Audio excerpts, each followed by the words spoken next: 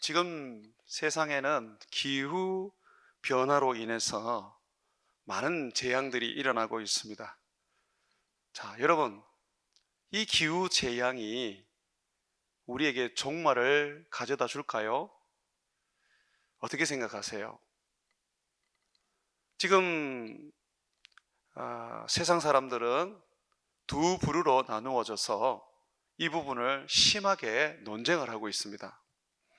소위 기후가 재앙을 가져와서 세상은 멸망한다라고 주장하는 기후 종말론자들과 기후에 대하여 위험은 우리가 받아들일 수 있으나 멸망한다는 것은 과장이다. 세상은, 이 지구는 이 기후에 또 적응을 해서 또 살아갈 것이다. 지금까지 그렇게 세상에 살아왔던 것처럼 앞으로도 기후 변화와 함께 새롭게 바뀌어지고 적응해서 살아 존재할 것이다. 이렇게 얘기를 하면서 서로 논쟁을 하고 서로를 향하여 비난을 합니다. 자, 여러분들은 어떠세요? 여러분들은 기후 종말론에 가까우세요? 아니면 기후 종말론은 너무 과장된 것이다, 기후가 세상에 영향을 주지만 그러나 결코 멸망하지 않을 것이다 라는 쪽에 가까우십니까? 자, 우리가 이 종말에 대해서 막연한 생각을 가지고 있는 분들이 꽤 많습니다. 그리스도인인데도 불구하고 종말이 오기는 오겠지, 그런데 종말이 안 올 수도 있지 않을까? 라고 생각을 합니다. 지금까지도 종말이 오지 않았는데 무슨 종말이 올까? 그런 생각을 하거든요. 근데 예수님께서 오늘 우리들에게 하신 이 예루살렘의 멸망에 관한 예언을 비롯해서 다른 두 가지의 더 이 성경적 예언이 종말을 이야기하는데 이게 전부 다 이루어졌습니다. 기후 변화를 보면서 또는 세상의 어떤 사람들의 그 성품과 또는 살아가는 그 모습들을 보면서 또 자연이 고갈되고 파괴되는 걸 보면서 우리가 종말에 대해서 논할 필요가 없다 할지라도 성경은 주님의 말씀이 그대로 이루어진 세 가지 사건을 통해서 세상의 종말을 말하고 있습니다. 먼저 오늘 여러분들이 읽었던 말씀은 예루살렘의 멸망입니다. 20절에서 24절을 한번 보십시오. 너희가 예루살렘이 군대들로 에워싸이는 것을 보거든 그 멸망이 가까운 줄로 알라. 여기 보면 예루살렘의 군대들이 에워싸는 날이 있다는 것입니다. 그때에 멸망이 가까운 줄 알아라는 겁니다. 정말 AD 70년경에 로마의 이 티투스 장군이 예루살렘을 에워싸서 예루살렘을 멸망시키고 성전을 완전히 파괴시켰습니다. 그때에 죽었던 사망자가 약 110만 명이라고 말하고 있습니다. 예루살렘 멸망으로 인해서 이스라엘은 완전히 흩어져 뿔뿔이 나라 없는 백성이 되어버렸습니다. 예수님의 말씀대로 이루어졌습니다. 학자들은 예루살렘의 멸망이 그 시대의 상황 때문에 멸망한 거다, 멸망할 수밖에 없는 어떤 그런 시대적인 그 모습이 있었다. 통치자들과 위정자들이 잔인하게 백성들을 억압하고 그리고 수탈해서 그들의 참력을 채웠고, 또 시대상이 돈을 사랑하고 공의와 정의가 사라짐으로써 뇌물이 세상을 지배하고 황금 만능주의 또는 관직은 돈으로 사는 그런 거, 모든 거 뒷거래가 가능한, 공의가 정의가 없는 그런 사회였기 때문에 사회적으로 멸망할 수밖에 없었다. 그리고 유대 사람들이 굉장히 포악했다. 로마 시민권을 얻지 못함으로써 이 사람들이 폭동을 일으켰고 소란을 일으키면서 로마 군인들을 학살함으로써 결국 스스로 멸망을 자초했다. 뿐만 아니라 종교 지도자들이 너무 무능하고 부패했기 때문에 종교가 타락했었다. 그러니 이거는 예수님의 예언과 상관없이 그 시대상이 그렇게 이스라엘을 멸망하게 한 거다라고 학자들은 얘기합니다. 그런데 아십니까? 주님께서 그 시대의 멸망을 얘기하신 것, 그 시대가 그렇게 되어서 망할 수밖에 없게 내버려 두신 것, 그것이 주님의 손이라는 겁니다. 주님은 우리에게 분명히 말하고 있습니다. 21절 보십시오.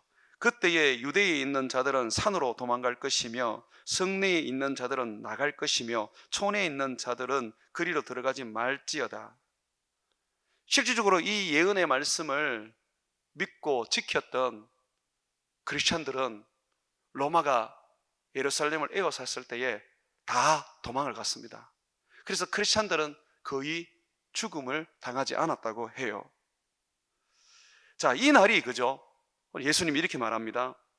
예루살렘의 멸망, AD 70년경에 로마의 티투스 장군에 의하여 망하게 되는 이 예루살렘의 멸망, 성전의 완전한 파괴는 징벌의 날이라고 말합니다. 22절, 이 날들은 기록된 모든 것을 이루는 징벌의 날이라. 주님이 징벌을 주시기 위해서 내리시는 심판이라는 겁니다. 어떤 징벌입니까? 예수님은 이 징벌에 대해서 말씀하고 있습니다. 무슨 죄에 대한 징벌인지 마태복음 23장 37절과 39절에 보면 예수님이 이렇게 말씀하십니다. 예루살렘아 예루살렘아 선지자들을 죽이고 너희에게 파송된 자를 돌로 치는 자여, 암탉이 그 새끼를 날개하러 모음같이 내가 너희의 자녀를 모으려 하늘이 몇 번이더냐. 그러나 너희가 원하지 아니하였도다. 보라, 너희 집이 황폐하여 벌어질 바 되리라. 내가 너희에게 이르노니 이제부터 너희는 찬송하리로다. 주의 이름으로 오시는 이여 할 때까지 나를 보지 못하리라 하시니라. 주님께서 예루살렘의 멸망은 주님이 보낸 복음 전파자들, 주님이 내미시는 구원의 손, 그 손을 보여주는 자들을 죽이고 돌로 쳐 죽이고 그리고 그들을 억압하고 미워했습니다. 결국은 예수님을 미워한 것이죠. 하나님을 미워한 것이죠. 거기에 대한 징벌이었습니다. 여러분, 세상은 심판이 시작되었습니다. 주님은 이 세상에 심판이 시작되었다는 것을 보여주는 첫 번째의 사건으로 예루살렘의 멸망을 예언하셨습니다. 예루살렘 멸망은 그 시대적인 상황에 따라서 어쩔 수 없는 멸망이 아니었습니다. 징벌이었습니다. 예수 그리스도를 믿지 아니하고 그리스도의 복음을 거절하고 복음을 전하는 사람들을 도리어 죽이고 억압하고 미워했기 때문에 주님이 그들을 멸하신 것입니다. 이것은 오늘날까지 수천 년의 역사가 흐르면서도 계속해서 반복해서 일어나고 있습니다. 크리스천들이 복음 전하다가 억압당하고 핍박당하고 순교를 당하면 주님이 그 억압하고 핍박하는 자를 멸하십니다. 우리나라의 일본이 우리나라를 점령하고 신사참배를 강요하면서 교회들의 문을 닫고 믿는 사람들을 감금하고 목사들을 죽일 때 주님은 가만히 계셨지 않았습니다. 주님은 그 환난 후에 주님은 일본을 패망하게 만들었습니다. 예루살렘을 패망하게 한 것처럼 주님께서 일본을 패망하게 하셨죠. 북한 공산당들이 쳐들어와서 남한을 점령하고 공산화시킬 때에 교인들을 교회 안에 다 가두어서 불태워 죽이고 예수를 믿는 사람들을 색출해서 그들을 고통스럽게 하며 핍박할 때에 주님은 그 공산당을 밀어내셨습니다. 그리고 그 공산당은 언젠가는 망하게 될 것입니다. 김정은 정권은 얼마 있지 않아서 무너질 것입니다.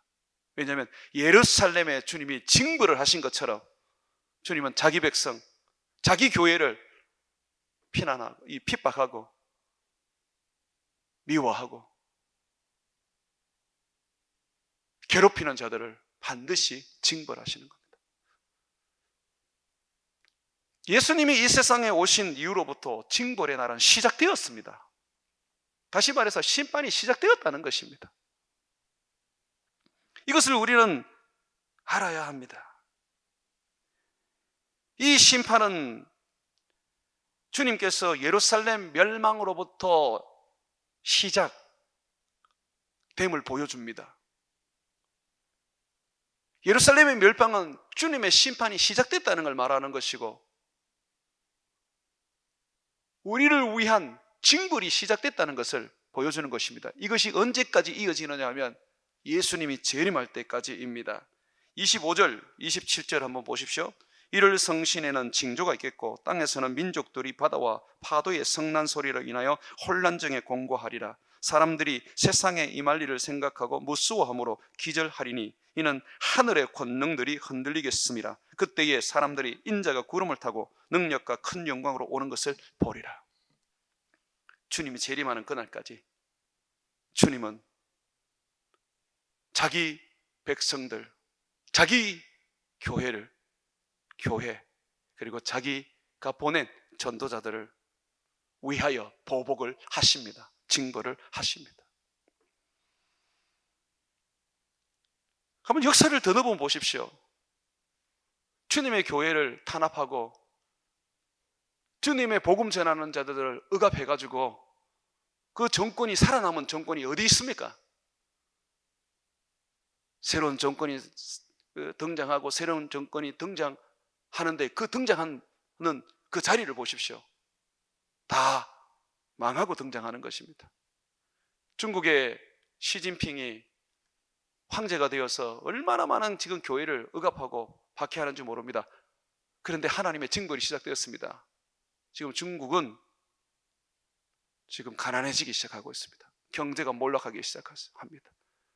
얼마나 많은 사람들이 지금 중국에서 지금 도피해서 다른 나라로 이민을 하는지 몰라요. 여러분들이 중국 한번 가보십시오. 상점들이 텅텅 비기 시작하고 있습니다. 시진핑은 몰락하게 되어 있습니다. 왜 그렇습니까? 하나님의 징벌이 임하기 때문입니다.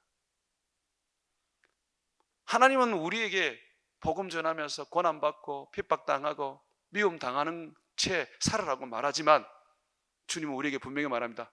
내가 먼저 갚아줄게. 내가 반드시 보복해 줄게. 그런데 그 보복이 예수님 재림할 때에 임하는 게 아니라 이미 시작이 되었다는 것입니다. 예루살렘의 멸망은 바로 주님의 징벌을 보여주는 사건입니다.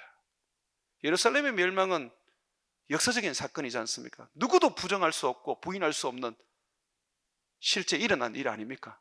AD 한 30년경에 예수님께서 예루살렘의 멸망을 얘기합니다. 그러면서 분명히 말합니다. 내 선지자를 죽이고 내가 내미는 손을 거절한 그들의 불신앙 때문에 내가 그 민족을 징벌한다. 이스라엘도 징벌하셨는데 하나님께서 다른 나라들이 복음을 거절하면 하나님 가만히 두시겠습니까? 징벌하시죠. 자, 이렇게 예수님의 예언이, 예루살렘 멸망에 관한 예언이 성취가 되었습니다. 이걸 통하여 주님은 분명히 우리에게 말하고 있습니다. 세상의 종말은 시작되었다. 내가 지금 심판하고 있지 않느냐라고 말합니다. 자, 또 하나 우리가 세상의 이 종말, 이 멸망을 볼 수 있는 것은 이사야의 예언입니다. 이사야서 61장 1절에서 우리가 3절까지 말씀을 보면 말씀이 이렇게 나와 있습니다. 주 여호와의 영이 내게 내리셨으니, 성령이 내게 내렸다라고 말합니다. 여기서 나라는 것은 예수님을 말하는 겁니다. 이는 여호와께서 내게 기름을 부으사 가난한 자에게 아름다운 소식을 전하게 하려 하심이라. 이 기름을 부었다는 것은 성령을 받았다는 것을 말하는 겁니다. 가난한 자에게 아름다운 소식을 전하게 하려 하심이라 할 때 이 아름다운 소식은 복음을 말하는 것입니다. 나를 보내사 마음이 상한 자를 고치며 포로된 자에게 자유를, 갇힌 자에게 노임을 선포하며 여호와의 은혜의 해와, 자, 예수님이 이 땅에 성령을 힘입어 오십니다. 성령으로 사역을 하십니다. 그렇죠? 예수님은 태어날 때부터 이미 성령으로 태어나셨고, 그리고 태어나시면서도 늘 성령으로 충만하신 분이셨습니다. 그분은 성령으로 사셨습니다. 자, 그분이 이제 포로된 자를 자유롭게 하고 갇힌 자에게 노임을 주실 건데, 그때가 바로 은혜의 해라는 겁니다. 이젠 더 이상 율법을 지키지 못해도 하나님이 그들을 벌을 주지 않습니다. 예수님을 믿기만 하면 주님은 그들을 의롭다 하시고 그에게 영생을 주시는 것입니다. 우리가 구약에 안 태어난 것이 얼마나 복된지 몰라요. 모세와 함께 불기둥 구름기둥도 구경하고 홍해도 갈라지는 것도 체험하면 너무 좋겠다 하는 생각을 하시죠. 그런데 그때는 다 죽어요. 율법을 못 지키기 때문에.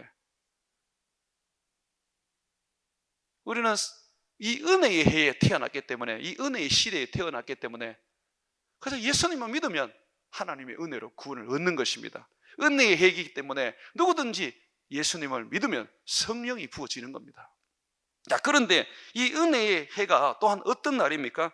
우리 하나님의 보복의 날이라고 말합니다. 그렇죠? 2절 다시 한번 보십시오. 여호와의 은혜의 해와 우리 하나님의 보복의 날을 선포하여 모든 슬픈 자를 위로하며 무릇 시온에서 슬퍼하는 자에게 화관을 주어 그 죄를 대신하여 기쁨의 기름으로 그 슬픔을 대신하며 찬송의 옷으로 그 근심을 대신하시고 그들이 의의 나무 곧 여호와께서 심으신 그 영광을 나타낼 자라 일컬음을 받게 하려 하심이라. 여기 보십시오. 자, 우리를 구원하시고 우리에게 하나님이 기쁨을 주시고 우리를 의의 나무로 세상에 심을 때에 주님은 반대편에서는 보복을 하십니다. 예수님이 그래서 말씀하셨습니다. 인자됨을 인하여 아버지가 나에게 심판의 권세를 주셨다라고 말합니다. 그러나 나는 너희들을 심판하지 않는다. 어떻게 하든지 나는 너희들이 회개하고 돌이켜 구원에 얻기를 원한다. 그런데 아십니까? 예수님이 성천하신 후에 그 심판이 성령으로 말미암아 시작됩니다. 예수님의 말을 거역해도 사함을 받을 수 있습니다. 예수님은 그만큼 우리를 심판하지 않습니다. 그러나 예수님이 뭐라 그랬냐면 성령을 해방하면 사함을 받지 못한다 그랬어요. 지금은 성령의 시대예요. 성령이 전하는 복음을 거절하면 사함을 받지 못합니다. 성령 해방제라는 것은 배교제라고도 하고요, 또는 예수님의 복음을 거절하는 죄라고도 합니다. 저는 이 두 가지가 다 여러분들에게 필요하다고 생각합니다. 성령님은 예수님을 증거하러 왔어요. 그런데 예수님을 증거하는데 그 예수님을 믿지 않고 믿는데도 나중에 예수님을 배신하면 성령님은 그들을 멸망시키십니다. 마치 아나리아와 삽비라처럼 말입니다. 예수님께서 이 땅에서 사역하시면서 한 번이라도 사람을 죽여본 적이 있습니까? 사람을 죽이는 건 고사하고 한 번이라도 주님이 사람들에게 눈봉사를 만든다든지 또는 장애인을 만든다든지 어떻게 그렇게 한 적이 있습니까? 그런데 예수님께서 하늘로 승천하신 이후에 성령의 시대는 달랐습니다. 베드로는 성령을 힘입어 아나니아와 삽비라를 그 자리에서 죽여버렸습니다. 바울은 그레다 섬에서 자기의 복음을 방해하고 있는 바예수라는 유대인 마술사에게 눈봉사가 되도록 해버렸습니다. 이게 성령의 시대인 거예요. 심판이란 말이에요. 심판. 주님이 이 땅에 오신 것은 은혜만 주시는 것이 아니라 그 은혜를 거절하는 자들에게 보복을 하시는 겁니다. 그런데 그 보복의 시작은 예수님이 성천하심으로써 성령이 오셔서 시작된 것입니다. 자, 예수님이 오셨어요. 여러분 믿으시죠? 네, 예수님 오셨어요. 성령의 기름 부음을 받고 이 땅에 가난한 자들에게 아름다운 소식을 전하셨고, 상한 자들을 고치셨고, 포로된 자에게 자유를 주셨고, 갇힌 자들에게 노임을 주셨습니다. 그분이 우리에게 은혜를 허락하셨고, 그래서 이제는 율법이 아니라 믿음으로 구원을 얻도록 하셨습니다. 은혜를 허락하셔서 누구든지 믿는 자에게 성령을 주셨지요. 자, 이것이 이루어졌습니다. 이사야의 예언이 예수님 때 이루어졌고, 우리가 지금 은혜를 받고 성령을 받는 것을 보면 우리는 지금 분명히 은혜의 시대, 예수님으로 말미암아 지금 구원을 얻은 것이 확실합니다. 그렇다면 보복의 날이라는 겁니다.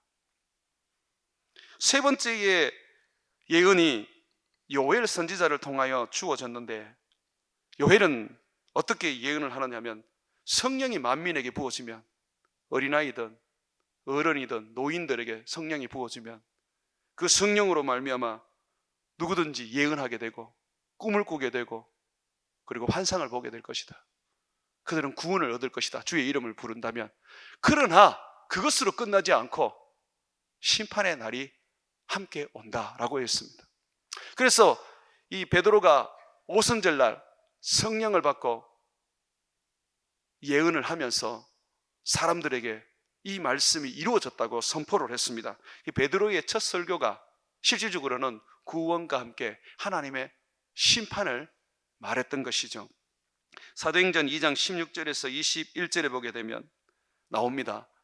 이 지금 오순절날 막 성령을 받아서 예언을 합니다. 거기 보면 방언이라고 옛날에 나오는데, 여러분 그거는 기도할 때의 방언이 아니에요. 이거는 외국어로 말하는 예언이에요. 예언. 미국 말로 말하는 예언, 러시아 말로 말하는 예언입니다. 다른 나라 언어로 지금 예언을 하는 거예요. 예언. 성령이 임하면 예언을 하는 겁니다. 자, 이는 곧 선지자 요엘을 통하여 말씀하신 것이니 일렀으되, 자, 요엘이 말했는 겁니다. 하나님이 말씀하시기를 말세에 내가 내 영을 모든 육체에 부어 주리니 너희의 자녀들은 예언할 것이요 너희의 젊은이들은 환상을 보고 너희의 늙은이들은 꿈을 꾸리라. 그때에 내가 내 영을 내 남종과 여종들에게 부어 주리니 그들이 예언할 것이요. 또 보십시오. 이렇게 주님이 성령을 보내어서 모든 사람들이 은혜를 받게 하고 구원을 얻게 하십니다. 자, 그러면서 반대측으로 또 내가 위로 하늘에서는 기사를, 아래로 땅에서는 징조를 베풀리니 곧 피와 불과 연기로다. 주의 크고 영화로운 날이 이르기 전에 해가 변하고 어두워지고 달이 변하여 피가 되리라. 이 심판을 말하고 있는 거예요. 그러므로 누구든지 주의 이름을 부르는 자는 구원을 받으리라 하였느니라. 제가 나중에 심판에 대하여 주일날 설교할 때 얘기하겠지만, 이 베드로가 아나니아와 삽비라를 죽인 것은 심판입니다. 주님이 지금 보여주는 거예요. 너희들에게 은혜만 부어진 게 아니다. 나를 거스리고 나를 반역하고 내 복음을 회방하는 자는 내가 다 보복한다, 징벌한다. 아나니아와 삽비라는 교인이 아닙니다. 교인은 다니지만 그 사람은 사탄의 사람들입니다. 그건 내가 나중에 심판에 관하여 설교할 때에 여러분들에게 증명을 해드리도록 하겠습니다. 자, 보십시오. 지금 하나님이 우리에게 구원만 주신 게 아닙니다. 은혜만 주신 게 아닙니다. 하나님은 역사 속에서 예루살렘 멸망을 통하여 예수님을 이 땅에 성육신하여 보내주심을 통하여 그리고 성령을 모든 사람에게 받을 수 있도록 성령을 주심으로 인하여 주님은 분명히 우리에게 말하고 있습니다. 나의 징벌은 시작되었다. 예수님이 성천하신 이후로부터 징벌은 시작되었습니다. 예수님이 그 징벌을 심판을 하시기 위하여 오신 분이지만 예수님은 스스로 그 심판을 하지 않으셨습니다. 자, 사랑하는 여러분, 자, 이렇게 성경의 예언이 우리는 지금 피부에 와닿도록 지금 느끼고 있습니다. 예루살렘의 멸망, 역사적인 이 사건이 이루어졌고 예수님의 탄생, 이 세상에 오신 것에 대해서 하나님의 아들이 성육신 하신 것에 대해서 우리는 믿습니다. 그렇기 때문에 이 자리에 모여 있는 것이고, 자, 그 믿음으로 인하여 우리 모두는 성령을 받았습니다. 구약에는 선지자나 왕이나 어떤 특별한 사람이 받던 성령을 우리는 아이들도 어른들도 노인들도 다 성령을 받는 자들이 되어버렸습니다. 그러면 예수님의 그 예언과 요엘 선지자의 예언과 이사야의 예언이 이루어졌다면 지금 종말이 시작된 거예요. 2000년 전에. 그런데 지금 종말에 대해서 우리는 은혜가 너무 크니까, 하나님의 구원이 너무 크니까 이 종말을 잊어버리고 있습니다. 그런데 주님은 계속해서 역사를 통하여 예루살렘의 멸망으로부터 시작해서 개인적으로는 아나니아와 삽비라의 그 죽음을 통해서 계속해서 보여주시는 거예요. 나를 막는 자는 다 죽는다. 복음을 받아들이지 않는 자는, 회개하지 않는 자는 내가 징벌한다. 그러니 너희들은 염려하지 마라. 중국의 목회자들을 만나면 그분들은 한결같이 이구동성으로 말합니다. 시진핑 정권은 곧 망할 것입니다. 3, 4년 이내로 망할 거라고 우리는 봅니다. 왜냐하면 그들은 교만하여서 하나님을 대적했습니다. 하나님의 교회를 무너뜨렸습니다. 하나님의 복음 전하는 종들을 억압하고요, 그들은 죽였습니다. 반드시 하나님이 저 사람들을 심판할 것입니다. 그런데 그게 정말 될 거예요. 왜냐하면 그것이 성경이니까. 징벌의 날이 이미 시작되었다는 것이죠.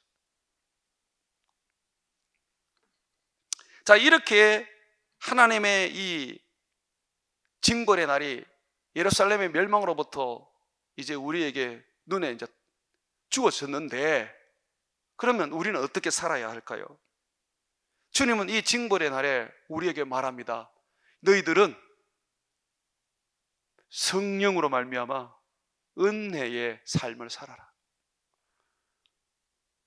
은혜를 받고 은혜 안에 살며 그 은혜로 말미암아 너희는 세상을 이겨라고 말하고 있습니다.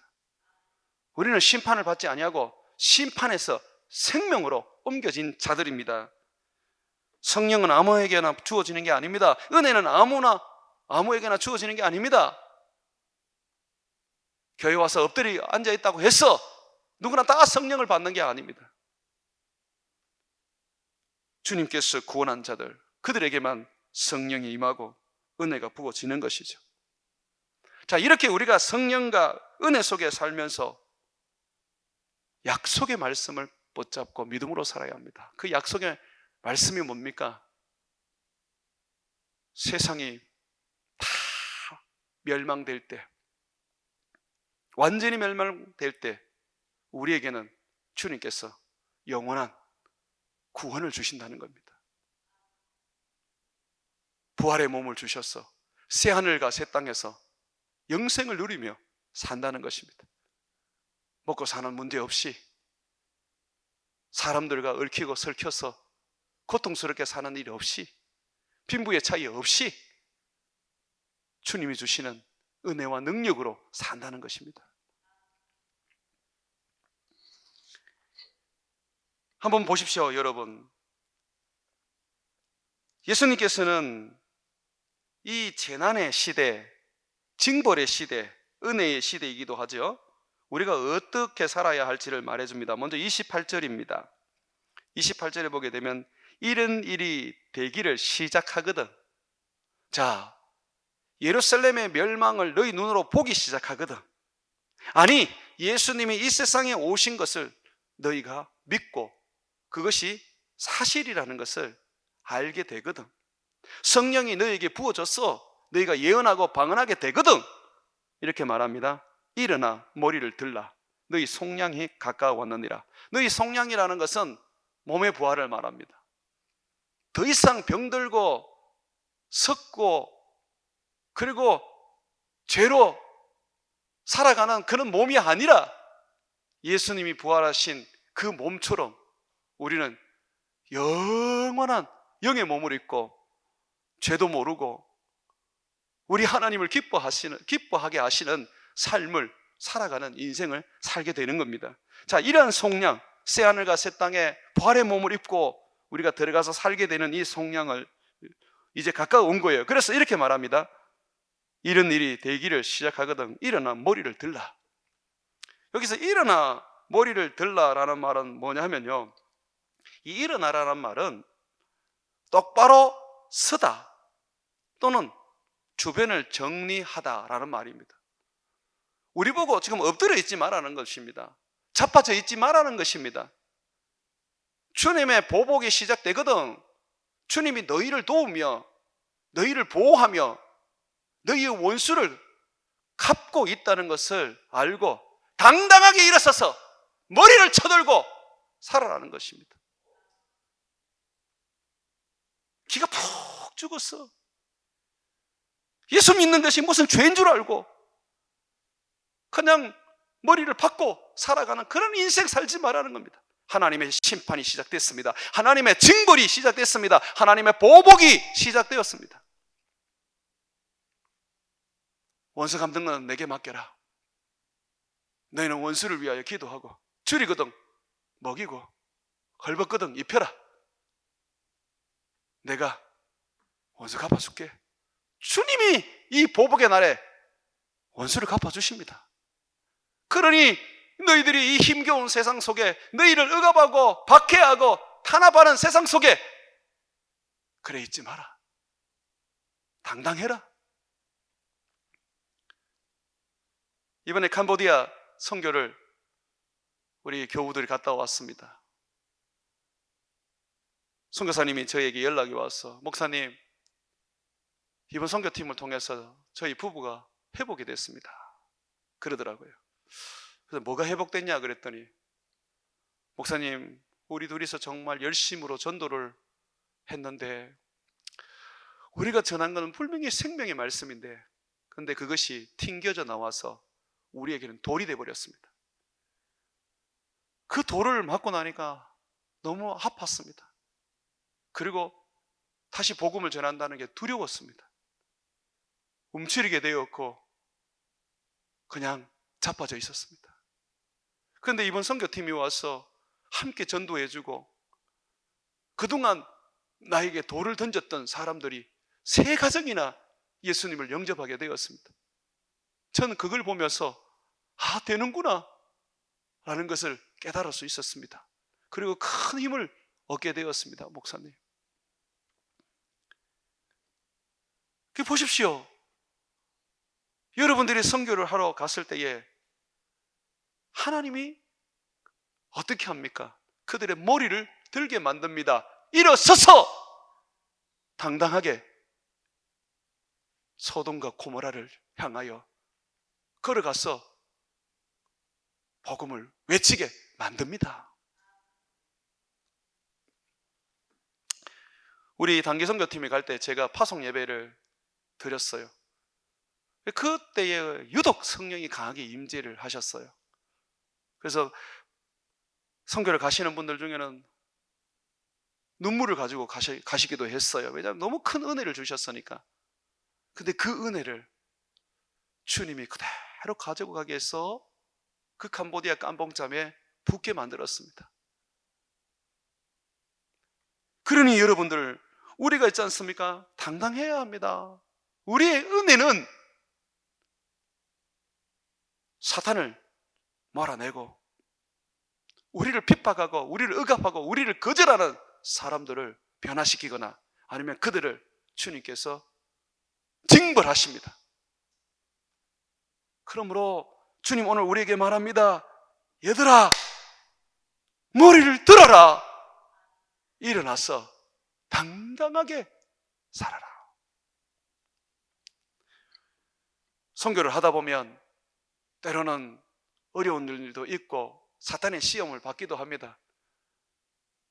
또 거기에서 쭈그리 앉아있고 자빠져 있고 머리를 숙여서는 안 됩니다.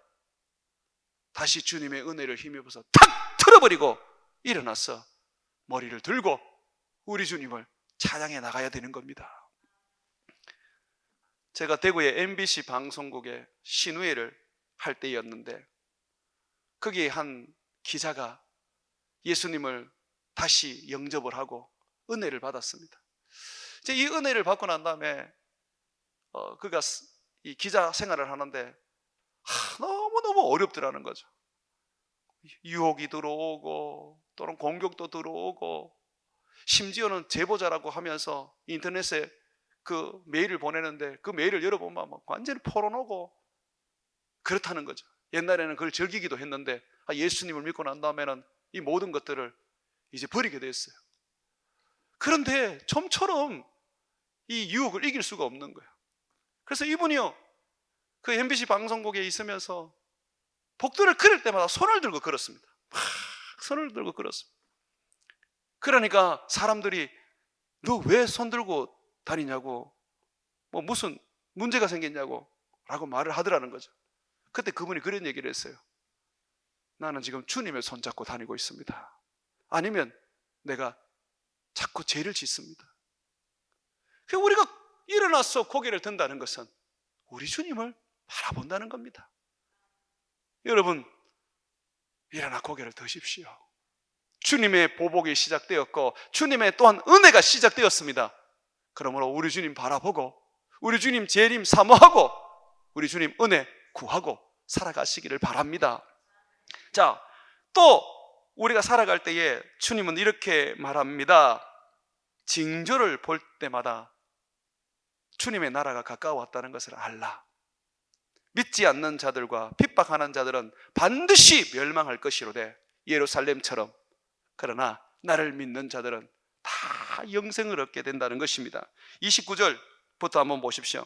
이에 비유로 이르시되, 종말에 대해서 어떻게 살 것인지 비유로 말씀하십니다.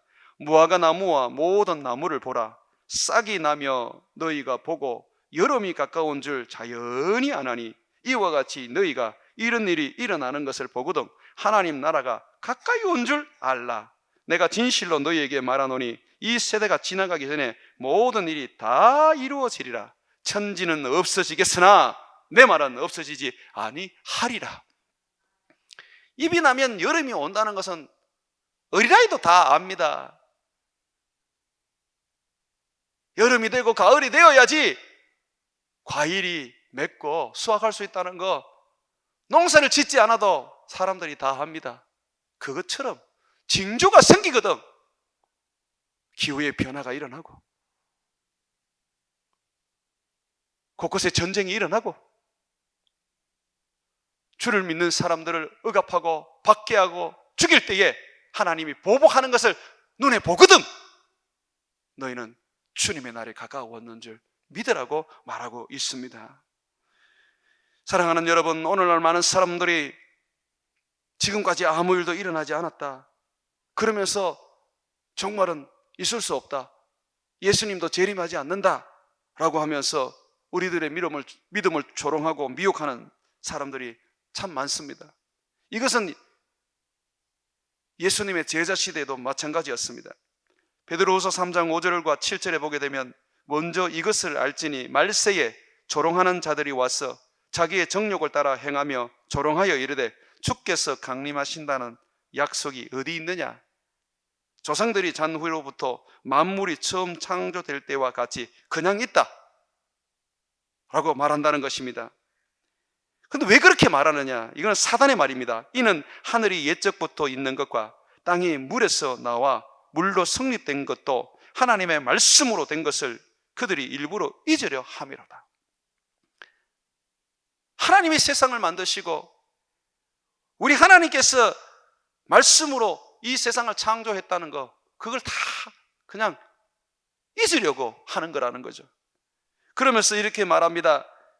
6절에 보게 되면 이로 말미암아 그때에 세상은 물이 넘침으로 멸망하였으되, 노아 시대 때 물로 멸망했죠. 자, 이와 같이 이제 하늘과 땅은 그 동일한 말씀으로 불사르기 위하여 보호하신 바 되어 경건하지 아니하는 사람들의 심판과 멸망의 날까지 보존하여 두신 것이니라. 주님이 정한 심판의 날, 멸망의 날이 있다는 것입니다. 북한도 김정은 정권이 멸망할 그 날이 있다는 것입니다. 시진핑이도 멸망할 그 날이 있습니다. 아프가니스탄도 멸망할 날이 있습니다. 억압하는 자들. 그런데 주님께서 그때까지 참고 기다린다는 것입니다. 회개하고 돌아오라고. 우리 주님께서 말씀하고 있습니다. 반드시 불로 망할 것이다. 노아 때 물로 망한 것처럼 이제 새로운 심판은요, 불로 망합니다. 그때는 사람들이 두려워서 공포에 떱니다. 살려달라고 아우성치지만 아무도 살 수가 없습니다. 그러므로 여러분들은 주님 붙잡고 불에서 타들어가지 않고 구원을 얻는 자가 되시기를 바랍니다. 자, 이렇게 종말의 현상이 곳곳에 일어나고 있는데, 그렇다고 해서 마음이 쉽게 흔들리거나 두려워해서는 안 됩니다. 내일 지구가 망해도 우리는 오늘 한 구리 사과나무를 심어야 하는 것입니다. 데살로니가 후서 2장 1절과 4절에 보게 되면, 형제들아, 우리가 너희에게 구하는 것은 우리 주 예수 그리스도의 강림하심과 우리가 그 앞에 모임에 관하여 영으로나 또는 말로나 또는 우리에게서 받았다 하는 편지로나 주의 날, 재림의 날입니다. 이르렀다고 해서 쉽게 마음이 흔들리거나 두려워하거나 하지 말아야 할 것이라.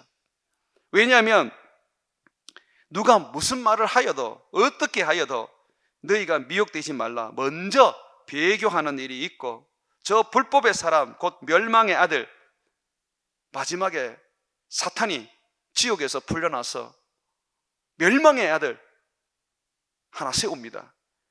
나타나기 전에는 그날이 이르지 아니하리라.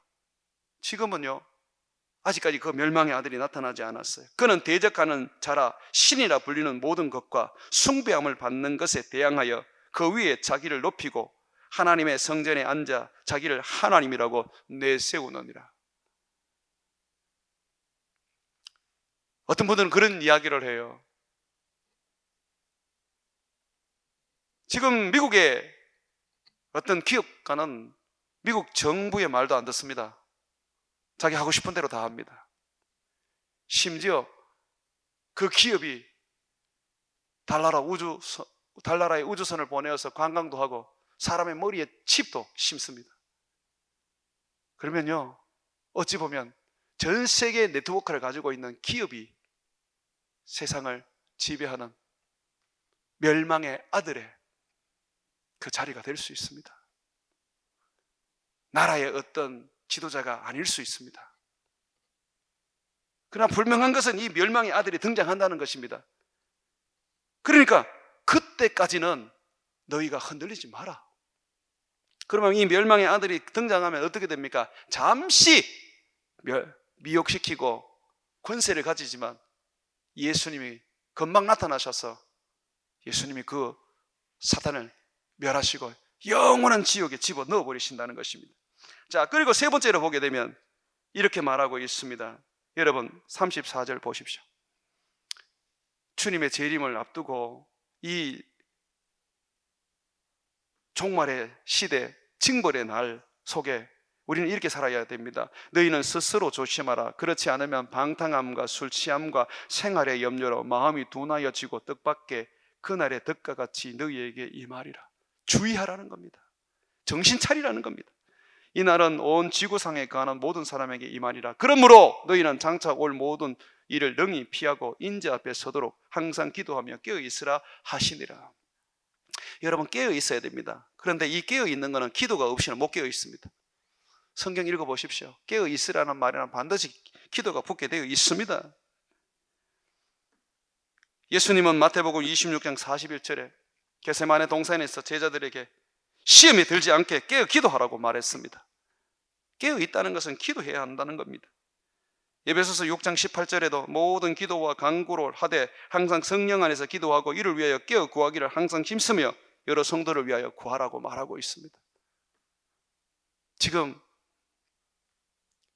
서서히 기도가 한국교회에 죽어가고 있습니다. 금요기도회 없어진 지는 오래됐고 시골도 새벽기도가 서서히 없어지기 시작합니다.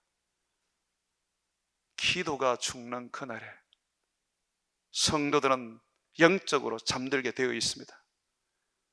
기도하지 않으면 무조건 잠들게 되어 있습니다. 그러나 기도하면 깨어나는 겁니다. 사랑하는 여러분, 이 말세에 주님 오시는 그날이 가까워올수록 우리는 더욱더 기도해야 합니다. 기도로 깨어서 우리 주님을 맞이해야 합니다. 사랑하는 여러분, 오늘 주님께서 분명히 징벌의 날이 시작되었음을 우리에게 말하고 있습니다. 세상은 지금 곳곳에서 징벌을 받고 있습니다. 그러므로 이 징벌의 끝이 오기 전에 빨리 한 영혼이라도 더 우리가 전도하고 우리는 깨어서 기도함으로써 우리 주님을 맞이하는 믿음의 삶을 살기를 주의 이름으로 축원을 드립니다.